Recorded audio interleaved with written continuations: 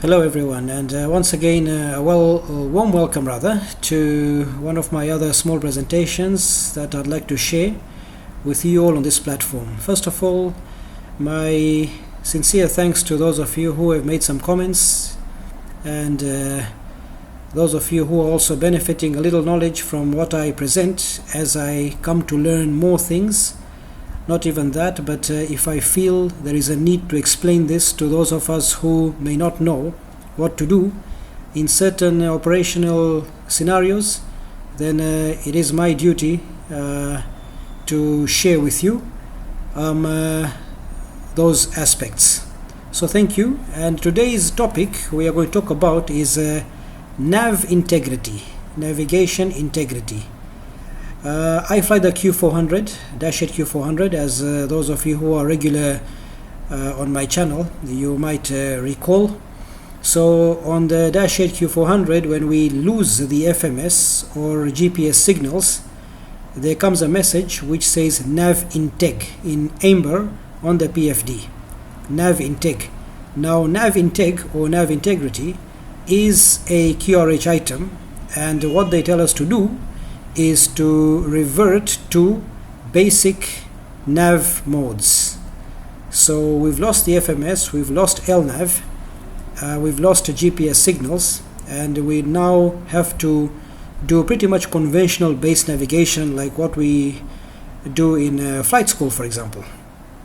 Okay, so this presentation will be to do with that, and also how to intercept certain radials and following SIDs, Standard Instrument Departure.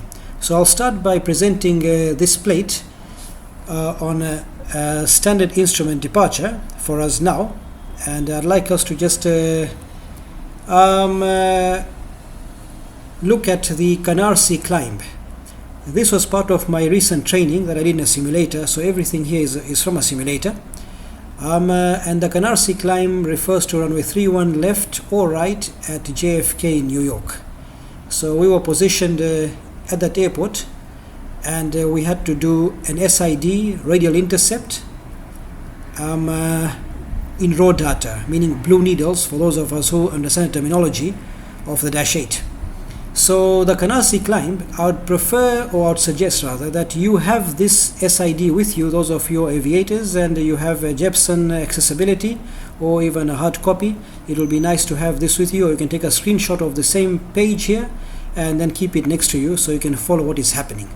So the Canarsie climb says, if we read here, climb left, turn direct to Charlie Romeo India VOR, make turn east of Charlie Romeo India radial 039er, remain within 4.5 DME Juliet Foxtrot Kilo, which is JFK, then via Charlie Romeo India radial 176, cross 2 DME Charlie Romeo India or Juliet Foxtrot Kilo radial 253 at or above 2,500 feet. Now, if you were in a normal situation, normal meaning let's say you have the FMS working, when you program this departure out of JFK, you have to make sure that whatever is sighted in this part here, in the Canarsie climb, is exactly what your FMS is showing. So you go line after line after line, saying what you have or you don't have. So everything here should be on the FMS. When you press nav after a certain altitude, some companies say above 400, 500, maybe acceleration 1000 above the airfield elevation, then you press nav so that your aircraft can follow the magenta in LNAV, and all this should be on the FMS clearly without any differences, because by doing so you'll comply with the SID and you won't get into unnecessary questioning unless you deviate from this course. You remember, airports like these, they are heavily busy with aircrafts flying from all sorts of directions, and you do not want to end up in a conflict with any aircraft in such an environment. Not only that, but in any other SID compliance, you just have to know that I have to follow this SID, and my FMS is showing exactly what has been cited. If you're doing the breezy point climb, it should be everything, whatever it says here. If you're doing the idle while climb, it will be everything as here. For example, today we're going to be exercising the Canarsie climb. So Canarsie climb, basically here there is a profile picture of all the departures. So you take off from the 31 left, then you make a left hand turn keeping east of radial 039, here it is, and then you will make an intercept to intercept radial 176 Canarsie CRI right here. Okay, maybe it's just a bit out of view, but this is where the cursor is pointing. So we will do this practical in the simulator and you will see what is actually happening. But in today's video, as I've just said, it's not about FMS. It is completely raw data. Okay, so you should be able to switch when your FMS fails. You get any funny message, GPS position failure or nav integrity, you must be able to switch from that mode of automation to the next best mode of automation, which is the blue needles, they call it. Okay, so I'll continue playing this video and I want you to appreciate a few things, the differences between the display on an FMS program and a raw data program. Okay,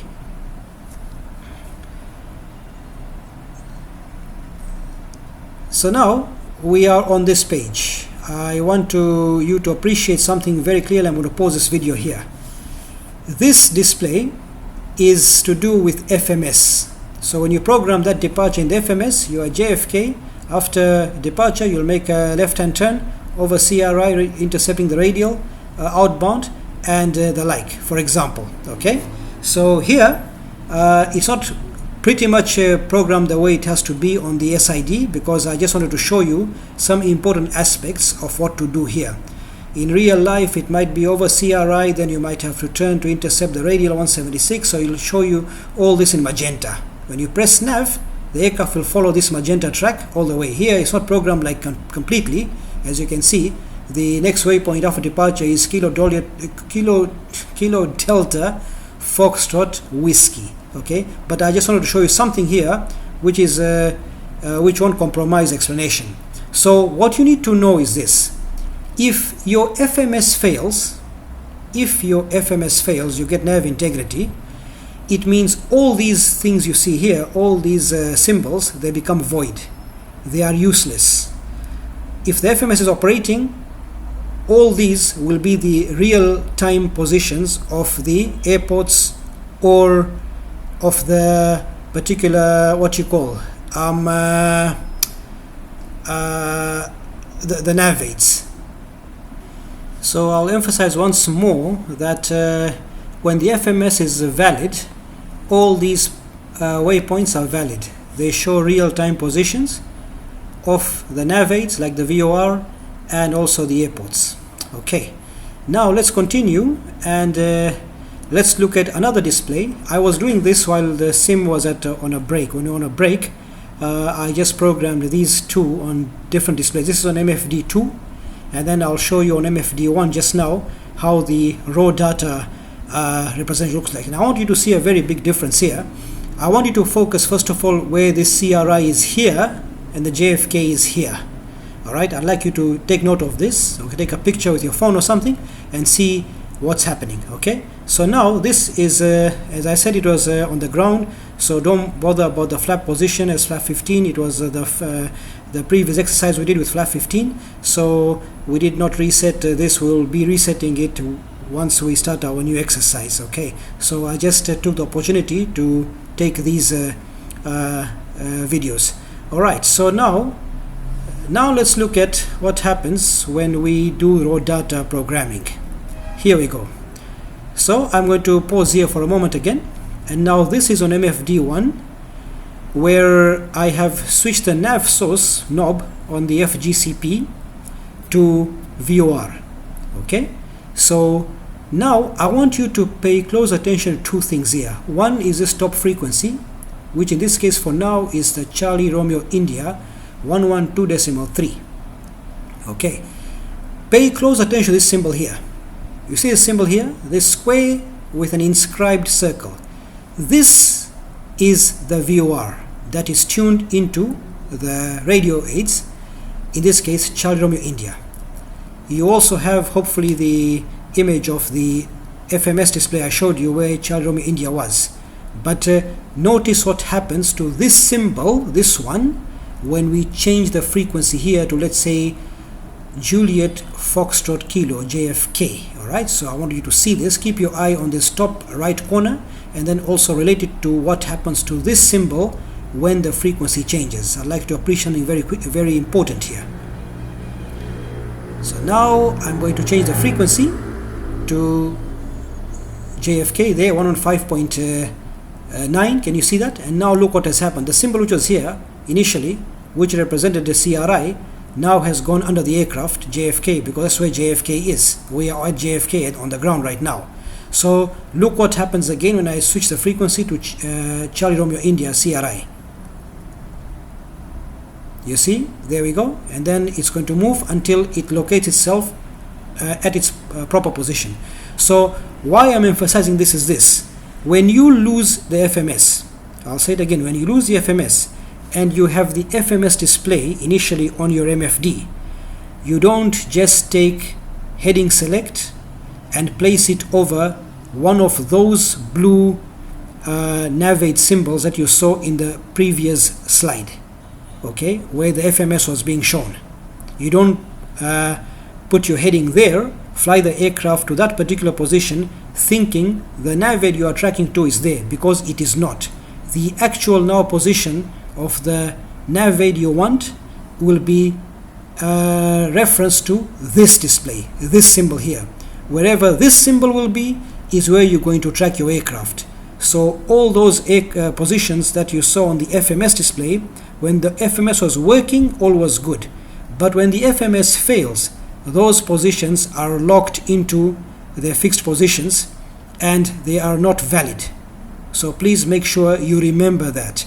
The FMS display is not to be used when you have nav Integ. You got to go on the FGCP, turn the nav source to VOR, and you track your navigate with this sort of presentation on your MFD and also on your compass rose, which is just below the EADI on the PFD.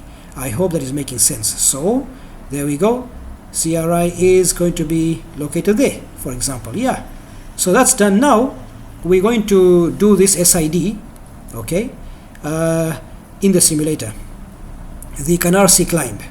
So here you will come to know radial interception and what to track and how to track what. Okay, so before we continue, I'd like you to bear in mind a couple of things. First of all, here that radial 176 has already been tuned for Canarsie. If you refer to the SID for Canarsie climb, after we are passing the VOR, we have to intercept radial 176 outbound from Canarsie VOR. So it's already been pre-tuned. So once we're overhead, we'll just set intercept heading and then we'll push nav mode. Remember, VOR tracking is done in nav mode. So pay close attention to the FMA here, what is going to be showing you when the display is a bit cleaner. And also pay attention to this display on the MFD2 here, where the cursor is moving. You see Canarsie is there. There is Canarsie. Your aircraft is here sitting at JFK. Alright. And you will see how the flying is taking place to follow the SID. So let's go and I'll take you through with a commentary. Just for now on the FMA, if you can see right on top here when the camera has been fixed, here we go, heading select and go around all cell. Okay, we climbed 24,000 initially, but not what the ATC will tell us. So here we go, the aircraft is now rolling on the ground, taking off, rather rolling for takeoff.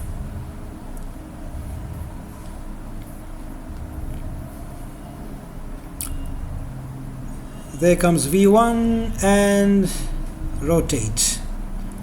Positive rate, gear up. Pay close attention to what's happening on the FMA as we track the VOR. So immediately after departure at a suitable height, radio altitude height, we have to make a left-hand turn. So you'll see the heading bug, there it is, moving to the left. And look what has happened. It has been placed over the CRI on MFD2. You can see it here. The heading line is passing the Charlie Romeo India. Okay, so while we are tracking towards that VOR, we want to be overheaded. And How do we know we'll be overheaded? Nav mode will be pushed in a moment. Here we are just climbing profile 2, IS 185, as it's indicated here.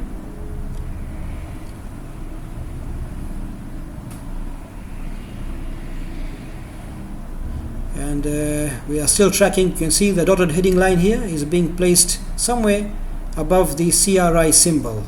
Here we go, nav has been pushed, so you can see VOR in white under the heading select, VOR, you can see that. So now we're taking the aircraft, you are going to be tracking to this VOR. Now we're already over the station there, almost, so VOR star is here. So we have locked into a particular radial that is taking us to the VOR, not the one we have to track outbound, but something that we can go over. We are homing in right now. Okay. Now look what happens when we are overhead the VOR. We will be under what you call the zone of confusion. Here is VOR OS, VOR over station. Okay, we're over the station. And once we're over the station, we will now do heading select again. You can see over the station means the red crosses, means there is no signal. So we go heading select. And now you can see, there we are. Now we have told the aircraft we have to track this radial 176. So in heading mode rather, we'll turn towards the left, as you can see, because the CDI is showing that the radial is to the left of our course for now. So we'll set an intercept heading somewhere here, as you can see, and then again nav mode has been pushed. So we have VOR indicated in white, which is armed, ready to capture radial 176 as per the SID. Alright, and you can see the heading bug is still being turned to a suitable intercept heading, so we can quickly intercept this radial 176 outbound for the Canarsie climb. Alright, so we've been cleared to 8,000 feet by ATC, so you can see the altitude has been changed here to 8,000.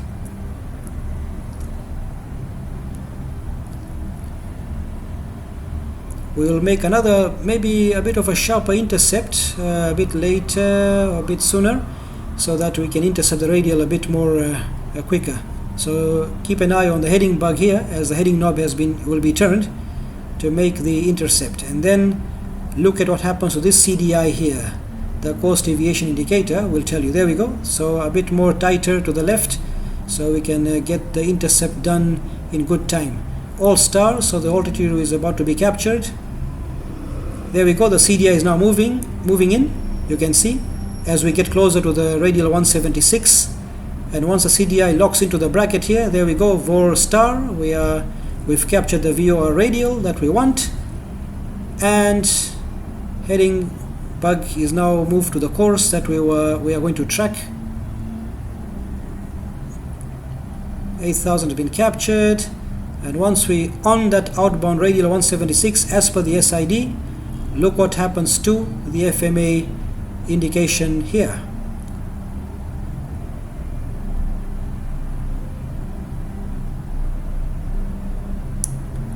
There we go, comfortably flying out on the radial 176 now. There we go, VOR has been captured. And that's about it. Hope you've understood all that. And till the next time, be safe and all the best in learning as we go along in our careers. Thank you.